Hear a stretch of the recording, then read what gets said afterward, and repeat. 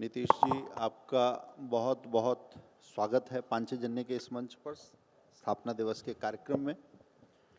नमस्कार, धन्यवाद। और हमें पता चला कि आने के बाद एयरपोर्ट से आप सीधे मथुरा चले गए, जी नहीं, बांके बिहारी मंदिर, वृंदावन चले गए, जी। वृंदावन चले गए।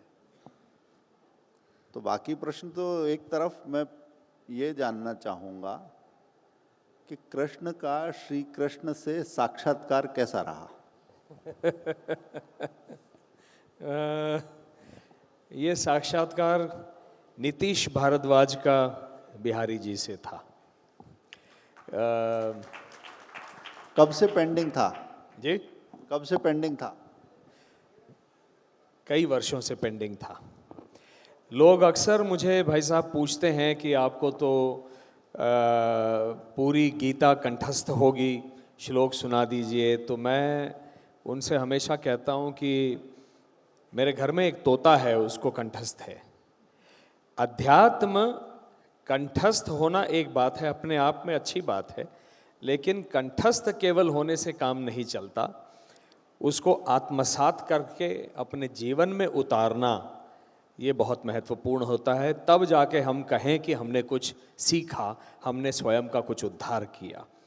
और ये अवसर जीवन हमेशा प्रदान करता है, क्योंकि लोग ये भी पूछते हैं मुझसे कि कृष्ण को निभाने के बाद आप में क्या परिवर्तन आया। परिवर्तन केवल निभाने से नहीं आता। जीवन गुलाब की पंखुड़ियों का एक पथ केवल नहीं है, उसमें कांटे भी होते हैं। और जब भी मेरे पथ पर, जीवन पथ पर कांटा चुभा, मैंने केवल बिहारी जी की शरण ली है। अरे वाह! अब इससे आप जो समझ जाएं। और इसीलिए नीतीश ने पूर्ण समर्पण भाव से कल बिहारी जी के समक्ष मत्था टेका और मार्गदर्शन का आशीर्वाद मांगा, जो मुझे मिला। आपको जैसे अभी मैंने परिचय देते मैं कहा था कि हमारे समय के कृष्ण हम आपको ही देखते थे, ठीक वैसे ही जैसे अरुण गोविल जी में हम राम देखते थे। लेकिन दोनों में हमें जो अंतर दिखता था, राम का एक अलग मर्यादा पुरुषोत्तम स्वामी था, लेकिन कृष्ण में नटखटता थी। आपकी आंखों के जो एक्सप्रेशन होते थे जब आप मुस्कुराते थे, तो ये कल्पना की जा सकती थी कि कृष्ण कैसे मुस्कुराते होंगे। आप अपने हिसाब से किस तरह से दोनों में अंतर क्या देखते हैं? देखिए, दोनों का अंतर तो बड़ा स्पष्ट है विष्णु पुराण में ही, क्योंकि यदि आप विष्णु पुराण को देखेंगे तो ये एक तरह से मानव उद्धार का एक प्रतीक है। मत्स्य अवतार से जीवन की शुरुआत हुई है, एक्वेटिक लाइफ से शुरुआत हुई है, वहाँ से कूर्म अवतार हो गया। कूर्म अवतार, कूर्म कछुआ जो है वो थोड़ा सा बाहर भी रह लेता है, पानी में भी रह लेता है। मत्स्य कूर्म, उसके बाद वराह अवतार आ गया। तो वराह अवतार पूर्ण एक पशु की तरह से आए और पृथ्वी को बचाया। नरसिंह अवतार आधे मानव और आधे प्राणी, तो वो भी नरसिंह भगवान के माध्यम से वेदांत को दिखाते हुए कि मैं सर्वत्र हूँ, वो तो पिलर में से बाहर निकले। उसके बाद में वामन अवतार, पूर्ण रूप से मनुष्य लेकिन छोटे, बौना। उसके बाद परशुराम, संपूर्ण मनुष्य लेकिन अत्यंत क्रोधी। और उस क्रोध के बाद आए हैं मर्यादा पुरुषोत्तम राम। तो ये हर अवतार जो है वो कुछ न कुछ जीवन के और मानवीय मूल्य स्थापित करने के लिए हमारे समक्ष आते हैं। तो विष्णु पुराण है ही ये, तो ये मर्यादा स्थापित करने के लिए। अभी आलोक जी भाई साहब ने जो कहा, जो मर्यादा में हमेशा रहते हुए काम किया, तो वो मर्यादा स्थापित करने के लिए अवतार हुआ था। और बदलते समय के साथ, क्योंकि त्रेता युग का वो रावण जो चाहता तो सीता मैया का चीरहरण भी कर सकता था, लेकिन उसने वो नहीं किया, क्योंकि वो कहीं ना कहीं एक प्रकांड पंडित था। उसने भी 10 ग्रंथ पढ़े हुए थे, एक संस्कार उसमें अपना संस्कार था।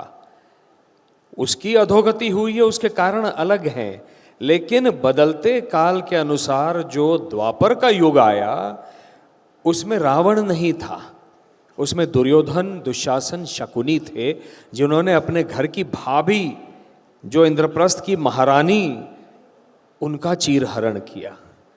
तो बदलते काल के अनुसार मर्यादा को एक ताक पर रखते हुए, दरकिनार करते हुए, नई मर्यादाओं को स्थापित करने के लिए पूर्ण पुरुषोत्तम आए। उन्होंने स्वयं के ऊपर कोई मर्यादा नहीं रखी, क्योंकि सामने रावण नहीं था जिसने मर्यादा रखी। तो बदलते काल के अनुसार जो व्यक्ति बदले, और मेरा ये मानना है कि कृष्ण का जो अवतार है वो हमको राम और कृष्ण को साथ लेकर चलना पड़ता है। लोग ये भी पूछते हैं कि आपको राम पसंद है या कृष्ण। ये या का सवाल नहीं है, प्रश्न नहीं है। हमको कई बार जीवन में ऐसे प्रसंगों में राम बन के जीना पड़ेगा और कई बार कृष्ण बनकर जीना पड़ेगा। ये जो सर्कस है, ये कलयुग की सर्कस करती रहनी पड़ेगी। ये जो सर्कस है यही वो अंतर है। एक मर्यादा पुरुषोत्तम है, दूसरे इस सर्कस के महारथी लीला पुरुषोत्तम है। लीला पुरुषोत्तम है। लीला उनको इसलिए कहा गया उनके हर कृत्य को, क्योंकि उनका हर कृत्य जो है वो एक बड़े उद्देश्य के लिए था, मानवता के सामने कुछ स्थापित करने के लिए था, कुछ नया मूल्य स्थापित करने के लिए था। तो इसीलिए उसको लीला कहा गया है। जी, अभी आलोक जी बता के गए, राम जी को नया घर मिल रहा है। कान्हा मथुरा में क्या कह रहे हैं? राम जी को उनका अपना घर मिल रहा है। वो नया घर कहाँ है, वो तो वही उनका घर है जहाँ जन्म हुआ था। कान्हा क्या कह रहे हैं?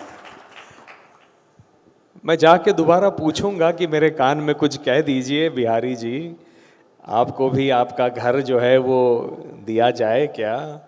वो अगर हाँ कहते हैं तो फिर उस दिशा में प्रयास किए जाएं। तो जैसे ही आपको जवाब मिले, पांचजन्य के मंच पर आपका स्वागत है। बिल्कुल। सबसे पहले आप ही को बताऊंगा, और मैं कहता हूं क्यों ना मिले, क्यों ना मिले। आपके कान में जो कह दिया है वो बता दीजिए। देखिए, जन्म स्थान का अपना महत्व होता है।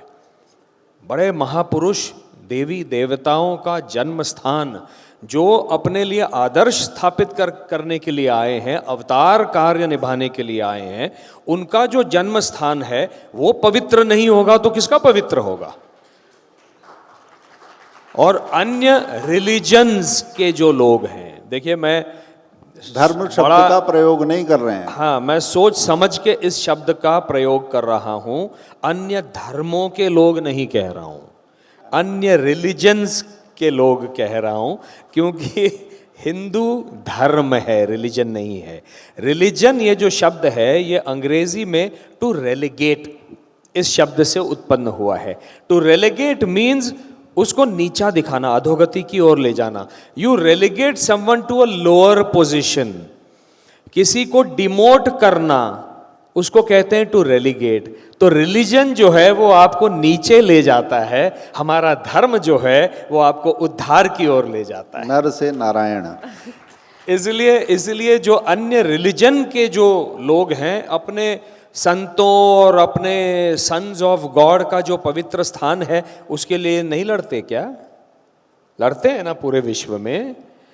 तो यदि हम हमारा हक मांगे, हम हमारे बिहारी जी का हक मांगे, तो उसमें आपत्ति क्यों होनी चाहिए? बिल्कुल, बिहारी जी कुछ ऐसे ही संदेश आपको देने वाले हैं। अगली बार आप जाइए वृंदावन। आपने जिस तरह से बताया B.R. चोपड़ा के महाभारत से, जब हम आपको देख रहे थे, उसमें ये कहा जाता है कि जिस कैरेक्टर को आपने निभाया था, जिन चरित्रों को आपने निभाया था, कृष्ण के चरित्र को, कहीं ना कहीं वो चरित्र आत्मसात करने लगते हैं। कैरेक्टर्स जो माइथोलॉजिकल, जो रामायण के भी हमने कलाकार देखे, महाभारत के भी हमने कलाकार ये माइथोलॉजी नहीं है, माइथोलॉजी है, ये हिस्ट्री है। Sorry, history. ये आर्कियोलॉजिस्ट ने प्रूव कर दिया है।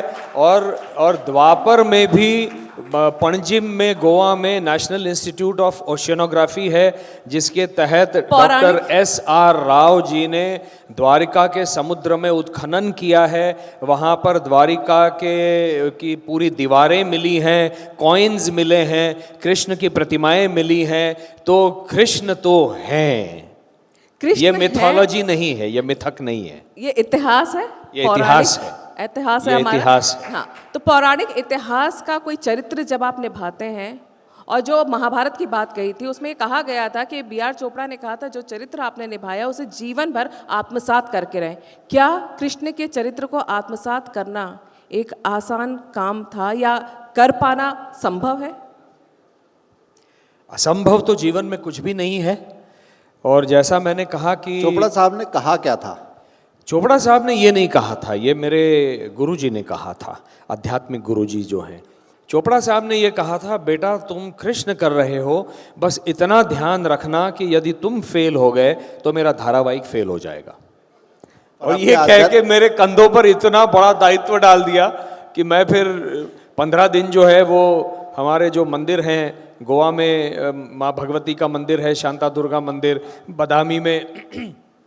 बदामी में शाकंभरी माता का मंदिर है, वहाँ पर सारी अपनी जो किताबें जो बचपन से पढ़ी थी, समीक्षात्मक लेखन मराठी भाषा में महाभारत पर बहुत कुछ हुआ है। और चूंकि मेरी माताजी मराठी की अध्यापिका और हेड ऑफ द डिपार्टमेंट रही मुंबई में, और उनकी PhD ही संत वाङ्मय और संत साहित्य और गीता में था, PhD थी, तो बचपन से वही पढ़ा था, तो उसको लेकर वापस वहाँ जाकर ध्यान में बैठे और पढ़ा। लेकिन जैसा मैंने पहले कहा, जीवन में जब भी कांटा लगा है, क्योंकि राह मुझे केवल अध्यात्म की ही पता है। देखिए, कांटे सबको लगते हैं, लेकिन कुछ लोग डिप्रेशन में चले जाते हैं, कुछ लोग शराब पीने लग जाते हैं, कुछ लोग ड्रग्स में चले जाते हैं। लेकिन इसीलिए अध्यात्म और संस्कार का महत्व है। जब कांटा लगे तो आप उस राह को पकड़ लेना और आगे चलना, अपना समाधान समस्या का ढूंढना। तो जब एक बहुत बड़ा कांटा एक दिन लगा था, तो मैंने विचार किया और अपने गुरुजी के पास चला गया, माउंट आबू में स्वामी ईश्वरानंद जी गिरी महाराज के पास। और मैंने कहा, स्वामी जी ये ऐसा ऐसा हो गया है, मैं समझ रहा हूँ इससे मुझे तपना है, लेकिन दिशा दीजिए, मार्गदर्शन कीजिए। तो उन्होंने आंखें मूंद कर केवल एक ही लाइन कही कि अभी तक खूब डायलॉग बोले तुमने कृष्ण के नीतीश, अब कृष्ण की तरह जीना सीख जाओ। तो वो क्या होता है कृष्ण की तरह जीना? कृष्ण की तरह जीना मतलब निष्काम कर्म योग करो, डिटैच्ड रहते हुए जीवन में अपनी ही परिस्थिति, अपने ही प्रसंगों से डिटैच्ड रहते हुए उसको देखो और उसका समाधान ढूंढो। जब हम किसी अपनी समस्या आती है उसमें एकदम से घुल मिल जाते हैं और अपने इमोशनल हो जाते हैं, तो समाधान नहीं मिलता।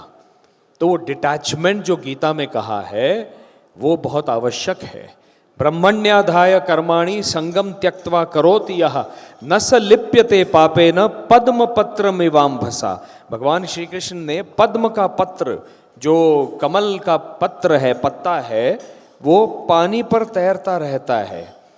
मतलब पानी तो जीवन है, तो वो जीवन में है, लेकिन आप उसको यूं निकाल कर उल्टा देखिए तो उसमें पानी की एक बूंद नहीं रहती उसके ऊपर। तो वो जीवन से डिटैच्ड है। जब आप किसी अपने ही इमोशन से, अपने ही प्रसंग से, अपनी ही दुविधा से, अपनी ही कठिनाई में इतने घुस जाएंगे और डिटैच्ड नहीं रहेंगे, तो आपको समस्या का सही समाधान और हल नहीं मिलेगा। उसका ये तात्पर्य था। और इसीलिए हमने यहाँ पे गुरु परंपरा को माना है। ये भारत देश है, ये इंडिया नहीं है। ये भारत देश है जो गुरु परंपरा को मानता है, और इसीलिए गुरुओं का महत्व है जो सही दिशा निर्देश देते हैं। जी, आपने चोपड़ा साहब की बात बताई, मगर जब हम महाभारत को याद करते हैं तो जितना पर्दे पर दिख रहा था, उस पर्दे के पीछे भी बहुत कुछ होता होगा, और आपने इस बीच में अध्ययन भी किया होगा। उस सारे में कुछ अल्प ज्ञात चीज़ें जिनके बारे में कम चर्चा हुई या बहुत सारे लोगों को नहीं पता है, महाभारत की कुछ ऐसी चीज़ों की चर्चा करना चाहेंगे आप? महाभारत में सबसे पहले तो एक बात मैं बता दूं, जितने लोग उसमें इन्वॉल्व थे, चोपड़ा साहब, रवि चोपड़ा, गूफी पेंटल, राही मासूम रज़ा, पंडित नरेंद्र शर्मा, उन सब ने हम पैसा कमाने के लिए एक धारावाहिक बना रहे हैं ये भाव रखते हुए उसको नहीं बनाया। हम कुछ महत् कार्य करने जा रहे हैं। रामायण ने नींव रखी थी, अब हमको शिखर बनाना है। इस भारतीय सभ्यता का जो शिखर है, मान बिंदु है महाभारत, जो जीवन दर्पण कहलाता है, जीवन में जो कुछ है वो इस ग्रंथ में है। ये हम आने वाली सदियों को दिखाना चाह रहे हैं, पीढ़ियों को दिखाना चाह रहे हैं। इसलिए मेरे सामने की बात है, चोपड़ा साहब ने कई ऐसी स्क्रिप्टें फिल्मों की नकार दी कि नहीं अभी फिल्म नहीं बनाना है। राही मासूम रज़ा साहब ने नकार दिया, मुझे अभी फिल्म नहीं करनी है। कितने लोग आ रहे थे प्रोड्यूसर सामने से पैसा लेके, लेकिन अंततोगत्वा हमारा जीवन का उद्दिष्ट जो है वो अर्थ ही अगर हो जाए तो हम मोक्ष तक नहीं जा सकते। स्वामी विवेकानंद जी ने बहुत अच्छा वर्णन इसका किया है। जो मैंने देखा चोपड़ा साहब की पूरी टीम में, देखिए धर्म, अर्थ, काम और मोक्ष, ये 4 पुरुषार्थ हिंदू धर्म ने बताए हैं। जब एक बच्चा जन्म लेता है तो आधे घंटे में, पौन घंटे में दूध की, माँ के दूध की इच्छा व्यक्त करता है, तो वो हो गया काम। काम का अर्थ वासना नहीं होता, अनियंत्रित काम वासना बन जाता है। तो नियंत्रित काम तो इच्छा है, वो इच्छा व्यक्त करता है, तो काम तो है, जुड़ा हुआ है जीवन से। उसके बाद में वो बच्चा थोड़ा थोड़ा बड़ा हो जाता है, हम उसको खिलौना देते हैं, चॉकलेट देते हैं, मांग भी लेते हैं वापस कि बेटा मुझे वापस दे दे, तो वो कुछ समय तक वो वापस कर देता है। पर एक आयु में वो बच्चा जो है वो यूं पकड़ लेता है उस खिलौने और चॉकलेट को और कहता है कि नहीं नहीं ये नहीं दूंगा, ये मेरा है। वो जो मेरा का भाव है वो है अर्थ, मटीरियलिज्म, वो अपने आप आ जाता। ये प्राकृतिक भाव है जीवन के। लेकिन इस काम और अर्थ को नियंत्रित करने के लिए धर्म है, धर्म का मार्ग है। इसीलिए धर्म को सबसे पहले रखा है ताकि उस मार्ग पर आप अपने काम और अर्थ को यापन करो, जीवन यापन करो, तो मोक्ष संभव है। और ये मैंने उस पूरी टीम में देखा। अर्थ को उन्होंने दरकिनार कर दिया और मन में केवल ये कहा, राही साहब ने खुद, मैं ये परम सौभाग्य रहा राही मासूम रज़ा जी के साथ समय बिताने का, क्योंकि मैं अकेला था। मेरे घर में माता जी के वो 18 ग्रंथ हैं, विदर्भ मराठा पुस्तक महामंडल के 18 ग्रंथ, सारे पर्वों के महाभारत के मराठी में लिखे हुए, संस्कृत और मराठी। तो BRTV जो है वो भंडारकर इंस्टीट्यूट की संकलित आवृत्ति को फॉलो कर रहा था, लेकिन राही साहब चाहते थे कि इसमें क्या लिखा है, मूल ग्रंथ में भी क्या लिखा है। तो मैं मराठी और हिंदी और संस्कृत जानने वाला उस टीम में मैं अकेला था एक्टरों में। तो जब एक्टिंग का मेरा दिन नहीं हुआ करता था तो मैं हफ्ते में 2 दिन राही साहब के पास जाकर वो ग्रंथ लेके जाता था और देखा करता था कि उनको बताता था। वो कहते थे कि इस प्रसंग के विषय में क्या लिखा है, मैं उनको पढ़ के सुनाता था। तो उनसे जो सीखा है वो बहुत कुछ सीखा है। कम से कम शब्दों में अधिक से अधिक अर्थ मतलब कैसे व्यक्त करना है, कैरेक्टराइजेशन कैसे करना है। और ये सब देखते देखते सीखते सीखते ये जो देखा कि उन्होंने मटीरियलिज्म को अलग रख दिया। और एक प्रोड्यूसर, बहुत बड़े प्रोड्यूसर, बड़ी फिल्म बनाना चाह रहे थे, वो आ गए थे उनको बोलने के, अरे राही साहब ये तो लिखते रहेंगे, आप ये क्या कर रहे हो, ये फिल्म तो लिखो ना, आप तो फिल्म से आए हैं, फिल्म करो, देखिए ना क्या चाहिए बताइए। तो उन्होंने उसको जो कहा था प्रोड्यूसर को कि मैंने जब फिल्म भी लिखी तो फिल्म लिखने के लिए नहीं लिखी, मैं जब महाभारत भी लिख रहा हूँ तो केवल पैसा कमाने के लिए नहीं लिख रहा हूँ, मैं कुछ ऊपर वाले का दूसरा अच्छा काम कर रहा हूँ। तो ये जो जिस तरह से ये जो लोग बने थे, जिस मिट्टी के बने थे, ये भारतीय सभ्यता है, ये भारतीय संस्कार है, ये मैंने वहाँ पे देखा। और इसीलिए हर कलाकार ने भी पैसे के लिए काम नहीं किया है, हम कुछ अलग करने जा रहे थे। और मेरी तो मैं क्या बात कहूँ, मैं क्या करने जा रहा था मुझे स्वयं को ही नहीं पता था, वो तो जीवन में बाद में दिखा दिया, मैं जीवन आपसे ने बाद में दिखा दिया। यही पूछना चाह रही थी, आप एक वेटनरी डॉक्टर रहे, प्रैक्टिसिंग भी रहे थे, अचानक से कला क्षेत्र में आ गए, महाभारत में कृष्ण की भूमिका निभाई, फिर राजनीति में भी आ गए। देखिए, मेरे जन्म की चंद्र राशि और जन्म नक्षत्र वही है जो स्वयं कृष्ण जी का है। तो कृष्ण जी ने मुझसे वो ही सारा काम करवाया है जो उनको करना पड़ा। नंद बाबा के पास गए तो गौओं को चराया, दोहन किया दूध का, तो मैं वेटरनरी सर्जन बना, गौओं के साथ काम किया, घोड़ों के साथ काम किया बॉम्बे रेस कोर्स में, राजनीति में भी चला गया, और अध्यात्म तो सीख ही रहा हूँ, आत्मसात करने का प्रयास कर रहा हूँ कि कृष्ण का क्या अर्थ है ये समझूं। और जीवन जो है वो ऐसा स्कूल है जो मुझे सारे अवसर प्रदान कर रहा है। हर वर्ष कोई ना कोई नया कांटा भेज देता है, चुभ जाता है, और मैं फिर कृष्ण की शरण में जाता हूँ, कृष्ण से मार्गदर्शन लेता हूँ और कृष्ण बनने का प्रयास करता हूँ। अभी हमने चोपड़ा साहब की जो उन्होंने कहा, फिर आपके गुरुजी ने जो बताया था कृष्ण जी की तरह जी कर देखो, वो तो उन्होंने कहा था आपके जीवन में कितना उतरा था। मगर बाहर जो लोग हैं वो नीतीश भारद्वाज जी में एक कृष्ण की ही छवि आज भी देखते हैं। हाथ स्वतः पैर छूने के लिए बढ़ जाते हैं। जयपुर की शूटिंग के दौरान एक घटनाक्रम हुआ था, क्या था? देखिए, मैं कल भी गया था वहाँ पर वृंदावन, और मैं अचंभित हूँ, भाव विभोर हो जाता हूँ कि 33 वर्ष बीत गए हैं उस धारावाहिक को दूरदर्शन पर समाप्त हुए।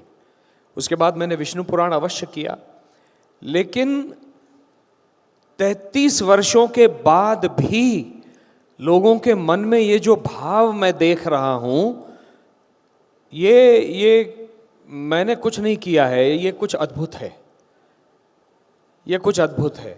मैं बस इसी में अपने जीवन की सार्थकता मानता हूँ कि लोगों का मुझ में विश्वास है। और मैंने हमेशा से ये माना है कि कलयुग में सबसे आसान कोई चीज़ है तो पैसा कमाना, और सबसे मुश्किल कोई चीज़ है तो लोगों का विश्वास प्राप्त करना। वो लोगों का विश्वास जो मुझे दिखता है, मैं भाव विभोर हो जाता हूँ। उसमें मैंने कुछ नहीं किया है, मुझसे जो करवाया वो स्वयं बिहारी जी ने और माँ भगवती ने करवाया। उन्हीं के आशीर्वाद से मैं चलता हूँ और उन्हीं के मार्गदर्शन से अपना जीवन यापन करता हूँ।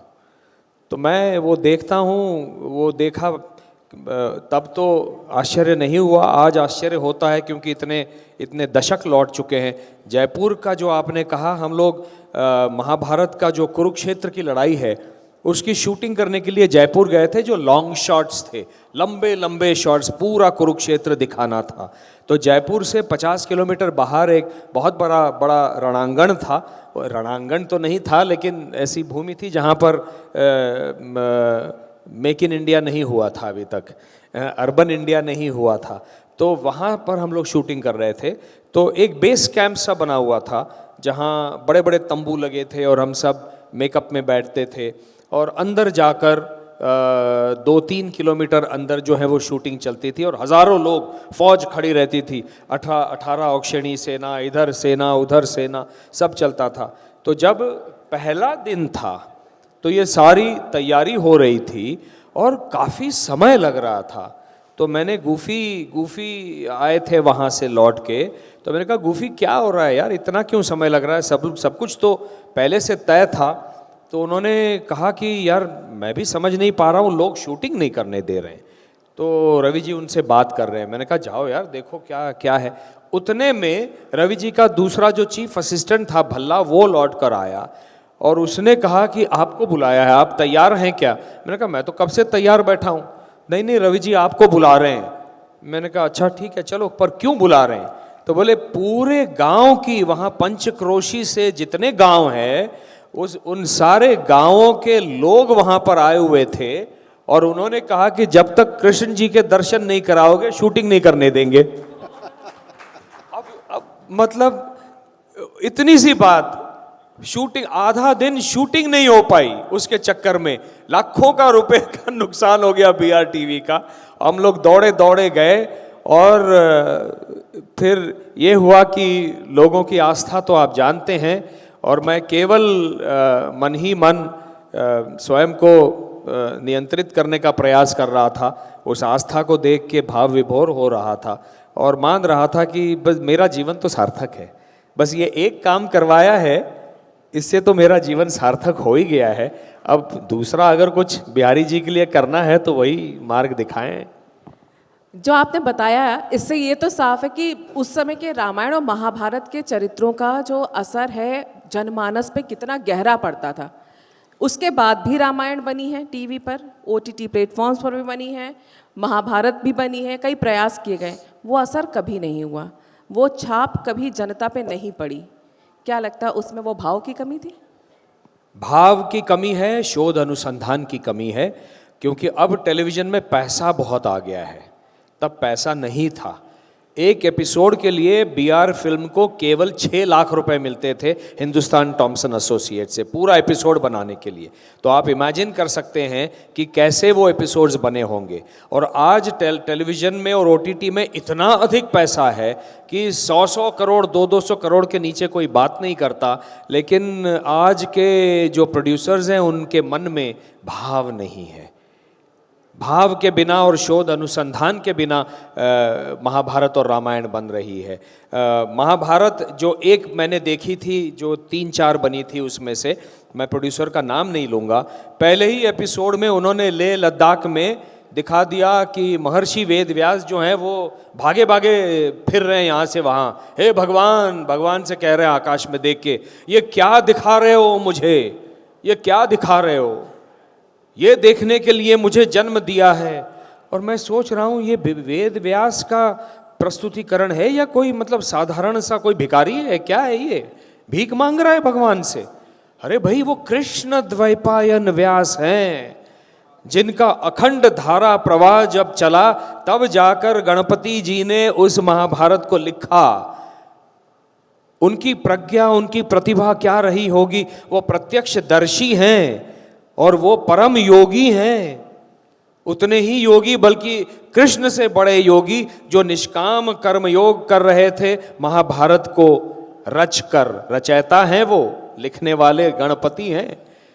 आप इस तरह से यदि महाभारत के पात्रों का प्रस्तुतिकरण करेंगे और चाहेंगे जो महाभारत और जो रामायण जन जन के मन मस्तिष्क में बसी हुई है, वो ऐसी रामायण महाभारत को स्वीकार कर ले, तो वो कभी नहीं होगा।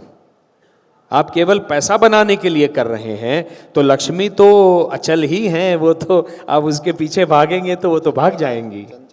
चंचल हैं, वो चंचला हैं। लेकिन वो पैसा भी नहीं बना पाए ना, वो चले ही नहीं, लोगों ने पसंद वही तो मैं कह रहा हूं ना, लोग पसंद नहीं करेंगे तो चलेगा नहीं। तो आप पैसे को देख के बनाना चाहेंगे, यही तो अंतर है BR चोपड़ा की टीम में और आज की टीम्स में, यही तो अंतर है। एक होता है लोकाचार, एक होता है प्रचार, एक है लोक व्यवहार, एक है फिल्में और एक है OTT। OTT पर जब आता है और हम देखते हैं तो हम यही कहते हैं कि हे भगवान, ये क्या दिखा रहे हो, क्या यही दिखाने के लिए मुझे भेजा था जो आपने कहा? तो कृष्ण जी से मैं पूछना चाहूँगा कि ये OTT और फिल्म के बीच में नियंत्रण की, मर्यादा की लक्ष्मण रेखा कहाँ है, और इस वैचारिक स्खलन को भाव की बजाय बाजार भाव पर ज़्यादा टिका रहना, ये कहाँ लेकर जाएगा? देखिए, जब भारत में सिनेमा की शुरुआत हुई तो राजा हरिश्चंद्र से शुरुआत हुई, यही सारी फिल्में बनी अपनी कथाओं से, रामायण, महाभारत, चाणक्य।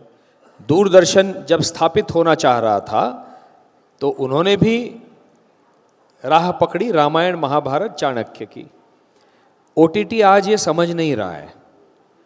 ओटीटी में जो लोग बैठे हैं, चूंकि ओटीटी के ऊपर आज भी कोई नियंत्रण नहीं है, देयर इज नो सेंसरशिप पर से, और ये फेल्योर है गवर्नमेंट का।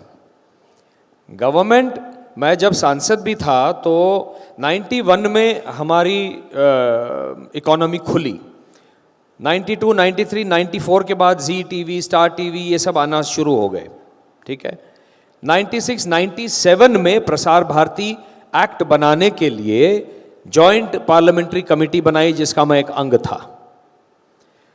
तो सरकारों में बैठे हुए लोग देख नहीं पा रहे हैं क्या कि हम जो कर रहे हैं इससे मीडिया इस दिशा में जाएगा। इंटरनेट में क्या क्या आ रहा है उनको दिख नहीं रहा है क्या? उसको नियंत्रित करने के लिए भारतीय सभ्यता के अनुसार, हम अमेरिका नहीं है, हम पाश्चिमात्य देश नहीं है, हमारी एक अपनी सभ्यता है, अपने कुछ सांस्कृतिक और धार्मिक आध्यात्मिक मूल्य हैं, उनको मद्देनजर रखते हुए, ध्यान में रखते हुए एक नियंत्रण रेखा बनाना उनका काम है। जब स्थिति नियंत्रण के बाहर चली जाती है, 97, 98 के बाद, जबकि जी टीवी, स्टार टीवी सब कुछ, ये कल्चरल पोल्यूशन हम तब भी सुनते थे जब स्टार टीवी आया था।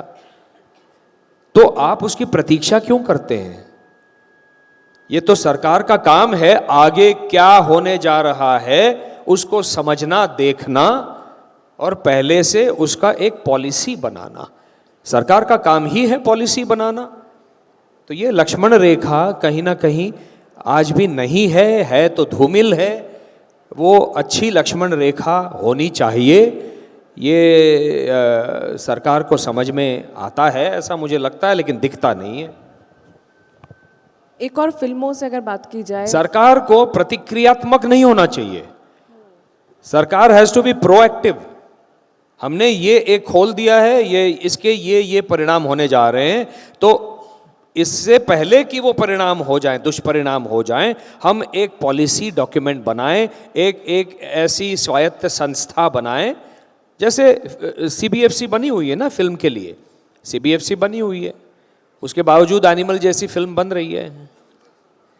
हालांकि ओटीटी को लेके गाइडलाइंस जारी की जा रही है, लेकिन जिस तरह की आप बात कर रहे हैं कि एक संस्था होनी चाहिए, पर ये प्रतिक्रियात्मक क्यों है सरकारें? रिएक्शनरी ना हो, प्रोएक्टिव हो। हाँ। दूसरा बात अगर हम आज के परिप्रेक्ष्य में करें, ओटीटी प्लेटफॉर्म की हम बात करते हैं। आपने जब महाभारत किया उसके बाद आपके पास ऑप्शंस कई थे, फिल्मों के भी ऑफर्स आते थे आपके पास, इसी तरह के और धारावाहिकों के भी आते थे, लेकिन ये राजनीति में जाने का फैसला लेना, और क्या वो फैसला आपको सही लगा? क्या क्या प्रेरित क्या किया था कि फिल्म आप एकदम से आर्टिस्ट से एकदम राजनीति में जाना?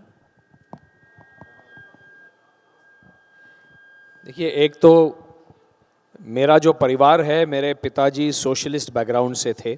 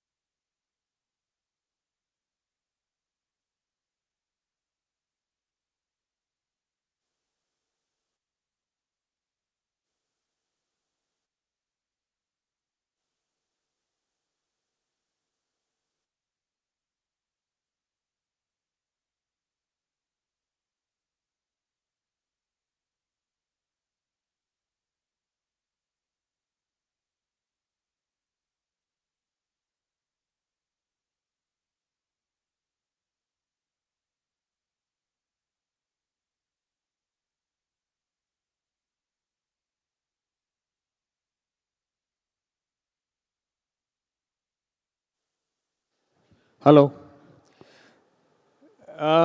बहुत लोग जानते नहीं हैं कि मेरा परिवार सोशलिस्ट बैकग्राउंड से आता है और मेरे पिताजी वकील होने के साथ साथ जॉर्ज फर्नांडिस के सहयोगी थे और उनके मुंबई में जितनी यूनियंस थी उन सब के जनरल सेक्रेटरी थे, महासचिव थे। और एक और सिमिलैरिटी बता दूं, आपने कई सारी बताई कृष्ण जी में और मुझ में। कृष्ण जी का तो जन्म ही हुआ था कारागार में, लेकिन मेरा जब जन्म हुआ तो एक पॉलिटिकल एक्ट था, DIR एक्ट। तो उस DIR एक्ट में मेरे पिताजी और जॉर्ज फर्नांडिस नासिक सेंट्रल जेल में बंद थे। तो वो क्योंकि नेहरू जी की चाइना पॉलिसी को लेके उन्होंने प्रश्न चिन्ह खड़े किए थे और काले झंडे दिखाए थे जब नेहरू जी आए थे 62 में मुंबई। तो ऐसी बैकग्राउंड से आने के बाद जब भारतीय जनता पार्टी की स्थापना हुई तो स्वाभाविक था हम लोग यहाँ आ जाएं, और जनसंघ के साथ तो काम कर ही रहे थे और बीजेपी में आ गए।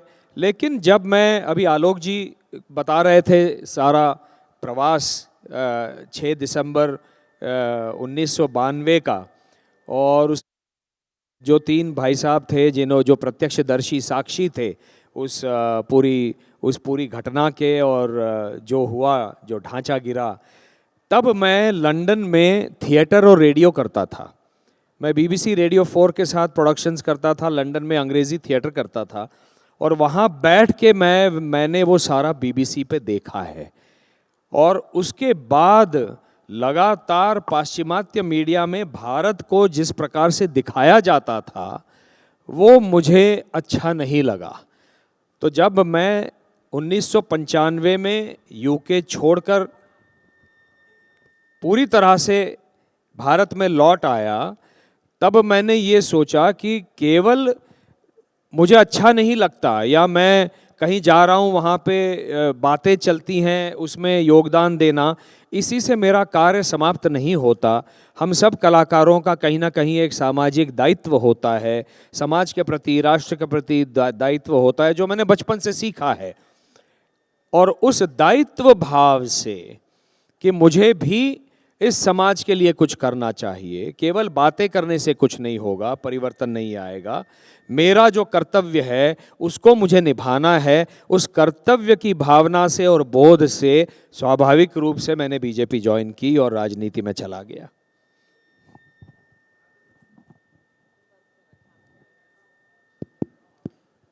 बहुत धन्यवाद नीतीश जी, आज आपने हमारे इस आग्रह पर अपने व्यस्त समय में से इतना समय निकाला और खुलकर अपने मन की बात सबके साथ की। बहुत सारे प्रभु कृष्ण और आपके जीवन में सामने वो साझा किए, और राजनीति के बारे में दृष्टि आप कैसे सोचते हैं वो साझा किया, और साथ ही मथुरा के बारे में भी अपने विचार साझा किए। आपका हृदय से आभार। मुझे पता नहीं, मैं यदि एक लाइन में कहूँ, मथुरा में भी जन्मभूमि स्वतंत्र होनी चाहिए। जय श्री कृष्ण। जय श्री राम, जय श्री कृष्ण। आपको संदेश मिल गया लगता है। ये मैंने नीतीश ने कहा है, अभी मेरे कान में कुछ कहा नहीं है बिहारी जी ने। देखिए, बिहारी जी ने कहा हो या ना कहा हो, पर अगर आप मथुरा जाएं या किसी भी कृष्ण भक्त से पूछें तो भावनाएं तो यही हैं।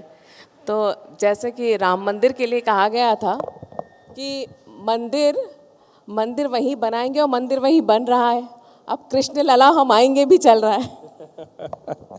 देखिए क्या करते हैं वो लीला, और किसको निमित्त मात्र बनाते हैं।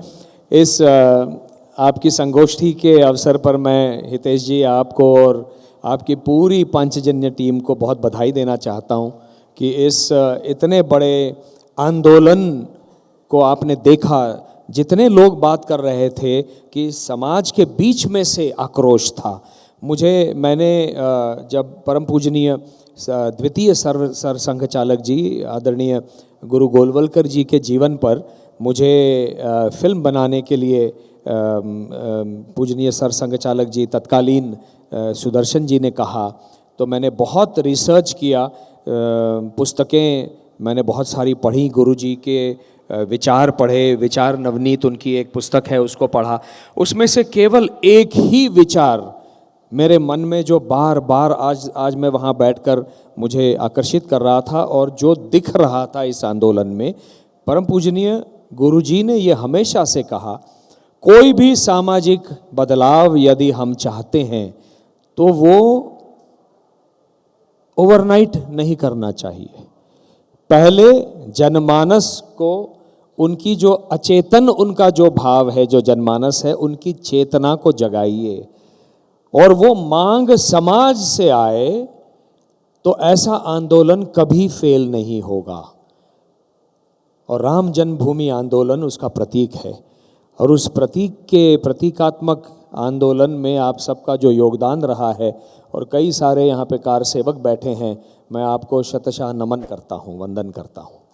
बहुत धन्यवाद। बहुत बहुत धन्यवाद। जय श्री राम।